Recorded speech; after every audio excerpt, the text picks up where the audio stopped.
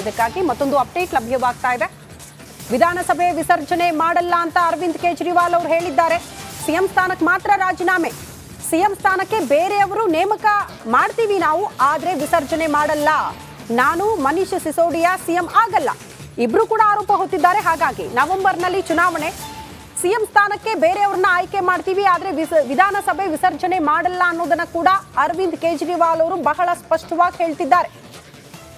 ಈಗ ತಾನೇ ಆಮ್ ಆದ್ಮಿ ಪಕ್ಷದ ಮುಖಂಡರು ಆಗಿರುವಂತಹ ಮುಖ್ಯಮಂತ್ರಿ ಚಂದ್ರ ಅವರು ಹೇಳ್ತಾ ಇದ್ರು, ದೊಡ್ಡ ಮಟ್ಟದಲ್ಲಿ ಹೋರಾಟ ಮಾಡ್ತೀವಿ, ಹೋರಾಟ ಮಾಡಿ ಜನರಿಗೆ ಇದನ್ನ ತಿಳಿಸೋ ಪ್ರಯತ್ನ ಮಾಡ್ತೀವಿ ಅನ್ನುವಂತಹ ವಿಚಾರವನ್ನ ಪ್ರಸ್ತಾಪ ಮಾಡ್ತಿದ್ರು.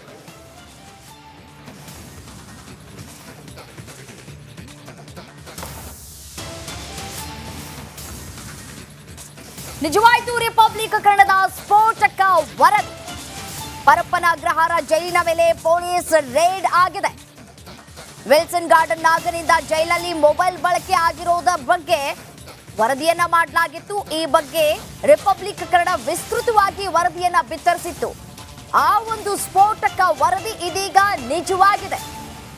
ನೋಡಿ, ಪರಪ್ಪನ ಅಗ್ರಹಾರದಲ್ಲಿ ಮೊಬೈಲ್ ಬಳಕೆ ಮಾಡ್ತಾ ಇದ್ರು ಅನ್ನುವಂತಹ ವಿಚಾರಕ್ಕೆ ಸಂಬಂಧಪಟ್ಟಂತೆ ಹೇಗೆ ಬಳಕೆ ಆಗ್ತಾ ಇದೆ ಅನ್ನುವಂತಹ ಪ್ರಶ್ನೆಗಳು ಕೂಡ ಉದ್ಭವ ಆಗ್ತಾ ಇತ್ತು. ಯಾಕೆಂತಂದ್ರೆ ಜಾಮರ್ಗಳಿದ್ವು, ಜಾಮರ್ ಇದ್ರೂ ಕೂಡ ಹೇಗೆ ಮೊಬೈಲ್ ಬಳಕೆ ಆಗ್ತಾ ಇದೆ, ಅದು ಕೂಡ ಸ್ಪಷ್ಟವಾಗಿ ವಿಡಿಯೋ ಕಾಲ್ ಅನ್ನ ಮಾಡಿರುವಂತಹ ಸಂದರ್ಭದಲ್ಲಿ ಸ್ಪಷ್ಟವಾದಂತಹ ವಿಡಿಯೋ ಚಿತ್ರೀಕರಣ ಆಗಿರುವಂಥದ್ದು. ಇದು ಎಷ್ಟರ ಮಟ್ಟಿಗೆ ಸಾಧ್ಯ, ಅಲ್ಲಿನ ಅಧಿಕಾರಿಗಳು ಯಾವ ರೀತಿಯಾಗಿ ದುರುಪಯೋಗವನ್ನ ಪಡಿಸ್ಕೊಳ್ತಾ ಇದ್ರು ಅಂದ್ರೆ ಕೋಟಿ ಕೋಟಿ ಹಣವನ್ನ ಇಲ್ಲಿ ಬಳಕೆ ಮಾಡಿಕೊಂಡು ಜಾಮರನ್ನ ಅಳವಡಿಕೆ ಮಾಡಲಾಗಿತ್ತು. ಆದ್ರೆ ಹೇಗೆ ನೆಟ್ವರ್ಕ್ ವರ್ಕ್ ಆಗ್ತಾ ಇತ್ತು ಅನ್ನುವಂತಹ ಪ್ರಶ್ನೆಗಳನ್ನ ರಿಪಬ್ಲಿಕ್ ಕನ್ನಡ ಮಾಡಿತ್ತು. ಜೈಲು ಅಧಿಕಾರಿಗಳ ವಿರುದ್ಧವೂ ಕೂಡ ಪ್ರಕರಣ ದಾಖಲಾಗಿರುವಂತದ್ದು. ಈಗ ಇದೇ ಮೊದಲ ಬಾರಿಗೆ ಇಡೀ ಸಿಬ್ಬಂದಿ ತಂಡದ ವಿರುದ್ಧ ಕೂಡ ದೂರು ದಾಖಲಾಗಿದೆ. ವಿಶೇಷ ಭದ್ರತಾ ಬ್ಯಾರಕ್ನಿಂದ ಜೈಲ್ ಗೇಟ್ ವರೆಗೂ ಕೂಡ ವಿಶೇಷವಾಗಿ ಸಿಬ್ಬಂದಿಯನ್ನ ನೇಮಕ ಮಾಡಲಾಗಿದೆ. ಎಲ್ಲ ಅಕ್ರಮಗಳಿಗೆ ಈ ಸಿಬ್ಬಂದಿ ಕಾರಣರಾಗಿದ್ರು ಅನ್ನುವಂತಹ ಡೀಟೇಲ್ಸ್ ಸಿಗ್ತಾ ಇರುವಂತದ್ದು. ಒಟ್ಟು ದಾಳಿ ವೇಳೆ ಪೊಲೀಸರಿಗೆ ಶಾಕಿಂಗ್ ಸಂಗತಿಗಳು ಕೂಡ, ಅಚ್ಚರಿಗಳು ಕೂಡ ಆಗಿರುವಂತದ್ದು. ಜೈಲಿನಲ್ಲಿ ಒಟ್ಟು 15 ಮೊಬೈಲ್ ಫೋನ್ಗಳನ್ನ ಪತ್ತೆ ಹಚ್ಚಿದ್ದಾರೆ. ನಿನ್ನೆ ರಾತ್ರಿ 8 ಗಂಟೆಗೆ ದಾಳಿಯನ್ನ ಮಾಡಿದ್ದಾರೆ ಪೊಲೀಸರು. ಜೈಲಿನ ಒಳಗೆ ಫೋನ್ಗಳು ಸಿಕ್ಕಿದ್ದಾವೆ. ಯಾವ್ಯಾವುದು ಹಾಗಾದ್ರೆ ಯಾವ್ಯಾವ ಫೋನ್ಗಳನ್ನ ಬಳಕೆ ಮಾಡ್ಕೊಳ್ತಾ ಇದ್ರು? 5 ಆಂಡ್ರಾಯ್ಡ್ ಫೋನ್, 3 ಮೊಬೈಲ್ ಚಾರ್ಜರ್ಗಳು ಕೂಡ ಪತ್ತೆಯಾಗಿದೆ. ಮೊಬೈಲ್ ಫೋನ್ಗಳನ್ನ ಕೂಡ ವಶಕ್ಕೆ ಪಡ್ಕೊಳ್ಳಲಾಗಿರುವಂತದ್ದು. ಜೈಲಿನ ಮೇಲೆ ಪೊಲೀಸ್ ರೇಡ್ ಆಗಿದೆ. ಈ ಹಿಂದೆನೂ ಕೂಡ ರೇಡ್ ಆಗಿತ್ತು. ಯಾವಾಗ ಮಾಧ್ಯಮದವರು ಸುದ್ದಿಯನ್ನ ಬಿತ್ತರಿಸ್ತೋ, ಅಂದ್ರೆ ರಿಪಬ್ಲಿಕ್ ಕನ್ನಡ ಸುದ್ದಿಯನ್ನ ಬಿತ್ತರಿಸ್ತೋ, ಆಗ ಮೊಬೈಲ್ ಫೋನ್ಗಳು ಪತ್ತೆಯಾಗಿರ್ಲಿಲ್ಲ. ಬಟ್ ಆದ್ರೆ ನಿನ್ನೆ ಇಮಿಡಿಯೇಟ್ ಆಗಿ ರೇಡ್ ಆಗಿದೆ. ಆಗ ಒಂದಷ್ಟು ದಾಖಲೆಗಳು ಕೂಡ ಸಿಕ್ಕಿರುವಂತದ್ದು. ಮೊಬೈಲ್ಗಳನ್ನ ಕೂಡ ಈಗಾಗಲೇ ವಶಕ್ಕೆ ಪಡ್ಕೊಳ್ಳಲಾಗಿದೆ. ಎಸ್, ಇದೇ ವಿಚಾರಕ್ಕೆ ಸಂಬಂಧಪಟ್ಟಂತೆ ಮತ್ತಷ್ಟು ಡೀಟೇಲ್ಸ್ ಕೊಡ್ತಾ ಹೋಗ್ತಾರೆ ನನ್ನ ಕಲೀಗ್ ನವೀನ್. ನೇರ ಸಂಪರ್ಕದಲ್ಲಿ ಜಾಯಿನ್ ಆಗಿದ್ದಾರೆ.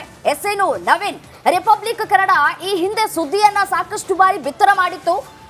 ಜೈಲಿನ ಒಳಗಡೆ ಪರಪ್ಪನ ಅಗ್ರಹಾರದಲ್ಲಿ ಮೊಬೈಲ್ ಬಳಕೆ ಆಗ್ತಾ ಇದೆ ಅನ್ನೋದರ ಕುರಿತು ಕೊನೆಗೂ ನಮ್ಮ ಸುದ್ದಿ ಬಿತ್ತರ ಮಾಡಿದ್ದು ನಿಜ ಆಗಿರುವಂತದ್ದು. ರೇಡ್ ಆಗಿದೆ.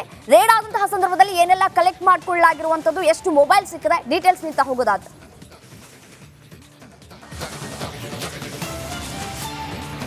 ರಮ್ಯಾ, ಪರಪ್ಪನ ಅಗ್ರಹಾರ ಜೈಲಿನ ಒಳಗಡೆ ಅಕ್ರಮವಾಗಿ ಏನು ಮೊಬೈಲ್ ಬಳಕೆ ಮಾಡ್ತಿದ್ರು, ಅದರಲ್ಲೂ ಪ್ರಮುಖವಾಗಿ ವಿಲ್ಸನ್ ಗಾರ್ಡನ್, ನಾಗಾ ಸೇರಿದಂತೆ ಹಲವರ ಬಳಿ ಮೊಬೈಲ್ ಈಗಲೂ ಕೂಡ ಬಳಕೆ ಆಗ್ತಿತ್ತು ಅನ್ನೋದನ್ನ ವಿಸ್ತೃತವಾದ ವರದಿಯನ್ನ ರಿಪಬ್ಲಿಕ್ ಕನ್ನಡ ಯಾವಾಗ ಮಾಡಿತ್ತು, ಆವಾಗ ಜೈಲು ಪೊಲೀಸರು ಒಂದಷ್ಟು ಸುಳ್ಳು ಮಾಹಿತಿ, ಇದು ಇಲ್ಲಿ ಯಾವುದೇ ಮೊಬೈಲ್ ಇಲ್ಲ ಅನ್ನೋ ಮಾಹಿತಿಯನ್ನು ಹೇಳ್ಕೊಂಡಿದ್ರು. ಆದರೆ ನಿನ್ನೆ ಒಂದು ರೈಡ್ ಮತ್ತೆ ಆಗುತ್ತೆ. ಅಂದರೆ ಕಳೆದ 15 ದಿನದ ಹಿಂದೆ ದರ್ಶನ್ ಫೋಟೋ ಯಾವಾಗ ರಿವೀಲ್ ಆಗಿತ್ತು, ಅದಾದ ಬಳಿಕ ಒಂದಷ್ಟು ಮೊಬೈಲ್ಗಳು ಇಲ್ಲಿಲ್ಲ, ಯಾವುದು ಸಿಕ್ಕಿಲ್ಲ ಅಂತೇಳಿ CCB ಪೊಲೀಸರು ಹೊರಗಡೆ ಏನು ಬಂದಿದ್ರು. ಇದಾದ ಬಳಿಕ ಒಂದು CCB ಪೊಲೀಸರ ಮೇಲೂ ಕೂಡ ಸಾಕಷ್ಟು ಅನುಮಾನ ಬಂದಿತ್ತು. ಯಾಕಂತ ಹೇಳಿದ್ರೆ 100 ಜನ ಪೊಲೀಸರು ಒಳಗಡೆ ಹೋದ್ರು, ಏನು ಸಿಕ್ಕಿಲ್ಲ ಅನ್ನೋ ಒಂದಷ್ಟು ಮಾಹಿತಿ ಬಂದಿತ್ತು. ನಿನ್ನೆ ಈ ಒಂದು ರೈಡ್ ಹಿಂದೆ ಪೊಲೀಸರು ಒಂದಷ್ಟು ಚಾಣಾಕ್ಷತನವನ್ನು ಉಪಯೋಗ ಮಾಡಿದ್ರು. ಪರಪ್ಪನ ಅಗ್ರಹಾರ ಪೊಲೀಸರು ಮತ್ತು ಏನು DCP ಸಾರಾ ಫಾತಿಮಾ ಅವರ ನೇತೃತ್ವದಲ್ಲಿ ನಿನ್ನೆ ಏನು ರೈಡ್ ಆಗುತ್ತೆ, ರಾತ್ರಿ 8 ಗಂಟೆ ಸುಮಾರಿಗೆ ಜೈಲಿನಿಂದ ಬಿಡುಗಡೆ ಆಗಿದ್ದ ಒಬ್ಬ ವಿಚಾರಣಾಧೀನ ಕೈದಿ ಏನಿರ್ತಾನೆ ಆತನಿಗೆ ಮಾಸ್ಕ್ ಹಾಕ್ಕೊಂಡು ಆತನನ್ನು ವಾಪಸ್ ಜೈಲಿನ ಒಳಗಡೆ ಕರ್ಕೊಂಡು ಹೋಗಲಾಗುತ್ತೆ. ಅಂದರೆ ಮೊದಲೇ ಒಂದಷ್ಟು ಮಾಹಿತಿಯನ್ನು ಅಲ್ಲಿ ಲೀಕ್ ಮಾಡಿದ್ರೆ ಜೈಲು ಪೊಲೀಸರು ಎಚ್ಚೆತ್ಕೊಳ್ತಾರೆ, ಅಲ್ಲಿ ಒಳಗಡೆ ಇರೋದನ್ನೆಲ್ಲವೂ ಕೂಡ ಸಾಗಿಸ್ತಾರೆ ಅನ್ನೋ ಕಾರಣಕ್ಕೆ ಆ ಒಂದು ವಿಚಾರಣಾಧೀನ ಕೈದಿ ಜೈಲಿನ ಹೊರಗಡೆ ಯಾವಾಗ ಬರ್ತಾನೆ ಇಲ್ಲಿ ಒಂದಷ್ಟು ಸ್ಥಳ ಮಹಜರು ಮಾಡೋದಿದೆ ಅಂತೇಳಿ ಪೊಲೀಸರು ಆತನನ್ನು ಜೈಲು ಒಳಗಡೆ ವಾಪಸ್ ಕರ್ಕೊಂಡು ಹೋಗ್ತಾರೆ. ಒಳಗಡೆ ಕರ್ಕೊಂಡು ಹೋಗಿ ಎಲ್ಲೆಲ್ಲಿ ಏನೇನಿದೆ ಅನ್ನೋದು ಕಾರಣಕ್ಕೆ ಒಳಗಡೆ ಹೋಗ್ತಾ ಇದ್ದಂತೆ ಪೊಲೀಸರು ಏನು ಅಂದ್ಕೊಳ್ತಾರೆ ಅಂತ ಹೇಳಿದ್ರೆ ಯಾವುದೋ ಒಂದು ಮಹಾಜರಿಗೆ ಬಂದಿರ್ತಾರೆ ಅಂತೇಳಿ ಸುಮ್ಮನಾಗಿರ್ತಾರೆ. ಇದನ್ನೇ ಬಂಡವಾಳ ಮಾಡಿಕೊಂಡಂತ ಒಳಗಡೆ ಏನು ಕೆಲವು ರೌಡಿ ಶೀಟರ್ಗಳೇನಿದ್ದಾರೆ ಅವರೆಲ್ಲರೂ ಕೂಡ ಮೊಬೈಲನ್ನು ಆರಾಮಾಗಿ ಇಟ್ಕೊಂಡಿದ್ರು. ಜೊತೆಗೆ ಓಕೆ ನವೀನ್,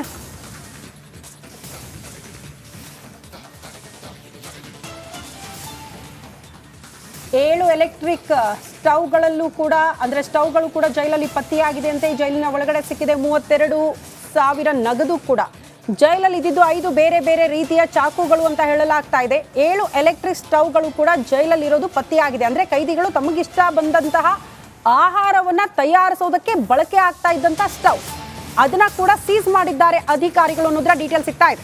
ಜೈಲಲ್ಲಿ ವಿಲ್ಸನ್ ಗಾರ್ಡನ್ ನಾಗನ ಮೊಬೈಲ್ ಕೂಡ ಜಪ್ತಿಯಾಗಿದೆ. ದರ್ಶನ ಫೋಟೋದಲ್ಲಿ ಸಿಕ್ಕಿಬಿದ್ರು ಕೂಡ ಆಟಾಟೋಪ ಮುಂದುವರೆದಿತ್ತು. ಮೊಬೈಲ್ ಜೊತೆ ಸಿಕ್ಕಿಬಿದ್ದ ನಾಗ ಹಾಗೂ ಗ್ಯಾಂಗ್ ಮೊಬೈಲ್ ಅನ್ನ ಕೂಡ ಸೀಸ್ ಮಾಡಿದ್ದಾರೆ. ಇಷ್ಟೆಲ್ಲ ನಡೆದ ಬಳಿಕವೂ ಕೂಡ ಜೈಲಲ್ಲಿ ಅಕ್ರಮ ಮಾತ ನಿಂತಿರಲಿಲ್ಲ. ಎಷ್ಟು ಧೈರ್ಯ ಇರ್ಬೇಕು ನೋಡಿ. ಅಕ್ರಮಕ್ಕೆ ಮತ್ತೆ ಮತ್ತೆ ಕೈ ಜೋಡಿಸ್ತಾ ಇದ್ರು ಅಲ್ಲಿನ ಅಧಿಕಾರಿಗಳು. ಮಾಹಿತಿನ ಲೀಕ್ ಮಾಡದೆ ರೈಡ್ ಮಾಡಿದ್ದ ಪೊಲೀಸರು.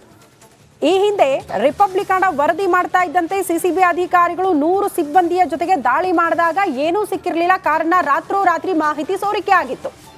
ಮಾಹಿತಿ ಸೋರಿಕೆ ಆಗ್ತಾ ಇದ್ದಂತೆ ಈ ವಿಲ್ಸನ್ ಗಾರ್ಡನ್ ನಾಗ ಮತ್ತು ಟೀಮ್ ಫುಲ್ ಅಲರ್ಟ್ ಆಗ್ಬಿಟ್ಟಿದ್ರು. ಹಾಗಾಗಿ ಸಿಸಿಬಿ ಅಧಿಕಾರಿಗಳಿಗೆ ಏನೂ ಸಿಕ್ಕಿರಲಿಲ್ಲ, ಬರಿಗೈಯಲ್ಲಿ ವಾಪಸ್ ಬಂದ್ರು. ನೆಕ್ಸ್ಟ್ ಏನಾಯ್ತು? ಐಷಾರಾಮಿ ಜೀವನ, ಕೈಯಲ್ಲಿ ಕಾಫಿ ಮಗ್, ಮತ್ತೊಂದು ಕಡೆ ಸಿಗರೇಟ್, ಆರಾಮಾಗಿ ಗಾರ್ಡನ್ ಅಲ್ಲಿ ಕೂತ್ಕೊಂಡಿರುವಂತ ಒಂದು ಫೋಟೋ. ಇದೆಲ್ಲ ವೈರಲ್ ಆದ ಬಳಿಕ ಸಾಕಷ್ಟು ಬೆಳವಣಿಗೆಗಳಾಗಿದ್ದನ್ನ ಗಮನಿಸಿದ್ವಿ ಪರಪ್ಪನ ಅಗ್ರಹಾರದಲ್ಲಿ. ಈ ಬಗ್ಗೆ ಮತ್ತಷ್ಟು ಡೀಟೇಲ್ಸ್ ಅನ್ನ ಕೊಡ್ತಾ ಹೋಗ್ತಾರೆ ನಮ್ಮ ಪ್ರತಿನಿಧಿ ನವೀನ್, ನೇರ ಸಂಪರ್ಕದಲ್ಲಿ ಜಾಯಿನ್ ಆಗ್ತಿದ್ದಾರೆ. ನವೀನ್, ಈ ಹಿಂದೆ ರಿಪಬ್ಲಿಕನ್ ವರದಿ ಮಾಡಿದಾಗ ಸಿಸಿಬಿ ಅಧಿಕಾರಿಗಳು 100 ಸಿಬ್ಬಂದಿ ಜೊತೆಗೆ ದಾಳಿ ಆದಾಗ ಏನೂ ಸಿಗ್ಲಿಲ್ಲ, ಕಾರಣ ಮಾಹಿತಿ ಸೋರಿಕೆ ಆಗಿತ್ತು.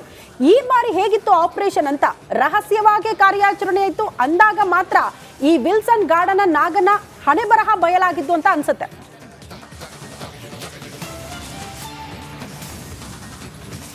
ಶ್ರುತಿ, ನೀವು ಹೇಳಿದ ಹಾಗೆ ಈ ಒಂದು ಹಿಂದೆ ಅಂತಂದ್ರೆ 20 ದಿನಗಳ ಹಿಂದೆ ಸಿಸಿಬಿ ಏನು ರೈಡ್ ಆಗಿತ್ತು, ಆ ಸಂದರ್ಭದಲ್ಲಿ ಸ್ವತಃ ರಾತ್ರಿ 11 ಗಂಟೆ ರಾತ್ರಿಗೆ ಸಿಸಿಬಿ ಪೊಲೀಸ್ ಸಿಬ್ಬಂದಿಯೇ ಒಬ್ಬರು ವಿಲ್ಸನ್ ಗಾರ್ಡನ್ ನಾಗನಿಗೆ ಕರೆ ಮಾಡಿ ಇವತ್ತು ರೈಡ್ ಆಗುತ್ತೆ, ನೀವು ಎಚ್ಚರದಿಂದ ಇರಬೇಕು ಅನ್ನೋ ಒಂದಷ್ಟು ಮಾಹಿತಿಯನ್ನು ಹೇಳಿದರು ಅಂತೇಳಿ ಆತನೇ ಸ್ವತಃ ಅಲ್ಲಿನ ಒಂದಷ್ಟು ಸಿಬ್ಬಂದಿಗಳಿಗೆ ಹೇಳ್ಕೊಂಡಿರೋದು ರಿವೀಲ್ ಆಗಿತ್ತು. ಇದಾದ ಬಳಿಕ ಬೆಳಗ್ಗೆ ಜಾವ ಏನು ರೈಡ್ ಆಗುತ್ತೆ ಆ ಸಂದರ್ಭದಲ್ಲಿ ಜೈಲಿನ ಒಳಗಡೆ ಏನೊಂದು ವಸ್ತುಗಳು ಸಿಗೋದಿಲ್ಲ. ಸಿಸಿಬಿ ಪೊಲೀಸರು ಏನು ಹೊರಗಡೆ ಖಾಲಿ ಕೈಯಲ್ಲಿ ಬರಿಗೈಯಲ್ಲಿ ವಾಪಸ್ ಹೋಗಿದ್ರು.